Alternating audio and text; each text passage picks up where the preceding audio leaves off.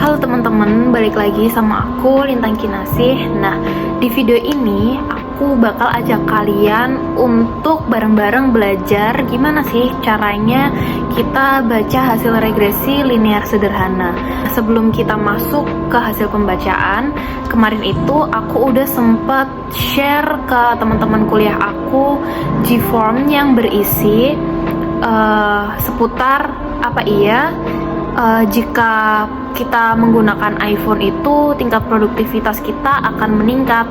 Alasan aku memilih pertanyaan itu adalah karena aku melihat banyak teman-temanku itu alasan mereka membeli iPhone itu karena mereka merasa kayak ada hasrat, kayaknya kalau aku pakai iPhone aku bakal lebih produktif deh. Nah, aku tuh pengen membuktikan sebenarnya bener nggak sih orang-orang yang pengen beli iPhone itu didasari atas rasa pengen produktif atau hanya sekedar gengsi aja.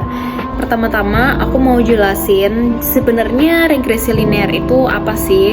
Oke, jadi regresi linear sederhana adalah metode statistik buat ngelihat hubungan antara dua variabel, satu variabel bebas atau X dan satu variabel terikat atau Y.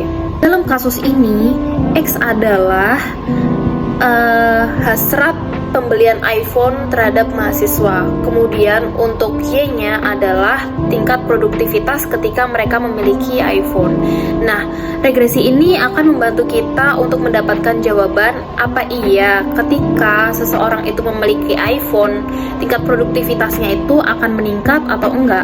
Kemudian untuk bentuk persamaan umumnya adalah Y sama dengan A plus BX, di mana A merupakan konstanta atau nilai Y saat X sama dengan 0.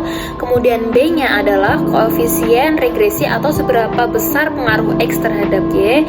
Kemudian X merupakan variabel bebas dan Y merupakan variabel yang diprediksi. Kemudian kita masuk ke bagian cara membaca hasil output statistik. Nah, waktu kita sudah menghitung menggunakan SPSS ataupun Excel atau software statistik lain, kita akan dapat beberapa angka penting kayak koefisien atau B, yaitu menunjukkan arah dan besarnya pengaruh. Kemudian R squared atau R kuadrat, yaitu menunjukkan seberapa besar variabel X bisa menjelaskan variabel Y. Dan yang terakhir, p-value. Ini yang nunjukin apakah hubungan itu signifikan atau enggak. Nah, jadi kalau kita udah dapat semuanya, cara bacanya gampang banget. Tinggal lihat bentuk persamaan regresi untuk tahu arah dan besar pengaruh. Kemudian lihat R squared untuk tahu seberapa baik modelnya. Dan yang terakhir, lihat p-value untuk tahu apakah hubungan ini signifikan atau enggak. Nah, oke, setelah udah kita masukin data-data hasil survei di G-form tadi, kemudian kita calculate menggunakan software, menghasilkan data-data seperti ini. Yang pertama ada grafik regresi. Bisa kita lihat di sana ada titik-titik yang merupakan data dari tiap responden. Kemudian bisa kita lihat juga di situ ada garis, yaitu garis regresi. Intinya garis itu menunjukkan pola hubungan antara hasrat seseorang ingin memiliki iPhone dengan seberapa produktif mereka ketika mereka sudah menggunakan iPhone. Kemudian kita lanjut masuk ke hasil hitungan. Kita mendapatkan persamaan Y sama dengan 2,4 ditambah 0,0625X. Artinya gimana tuh? Jadi kalau skor penggunaan iPhone naik 1 poin, produktivitasnya diprediksi naik sekitar 0,06 poin. Tapi kan kecil banget ya. Kemudian kita juga dapatkan data R squared dan p-value-nya. Kita bisa lihat bahwa R squared-nya adalah 0,00366 yang kita bulatkan menjadi 0,004. Artinya cuma 0,4% variasi produktivitas yang bisa dijelasin dari penggunaan iPhone. Jadi hampir nggak ada hubungannya. Dan nilai p-value-nya 0,751. Nah, karena nilainya jauh di atas 0,05, itu tandanya secara statistik hubungan ini nggak signifikan.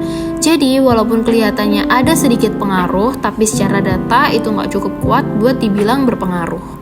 Nah, setelah tadi kita lihat hasil perhitungannya, bisa kita tarik kesimpulan, ternyata orang yang menggunakan iPhone itu belum tentu dia produktifnya meningkat.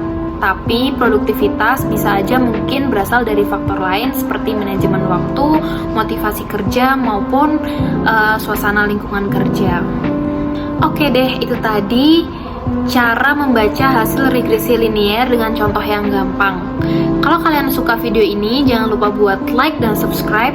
Dan kalau ada topik statistik lain yang pengen kalian pelajari, tulis aja di komentar, nanti kita bahas bareng-bareng. Thank you!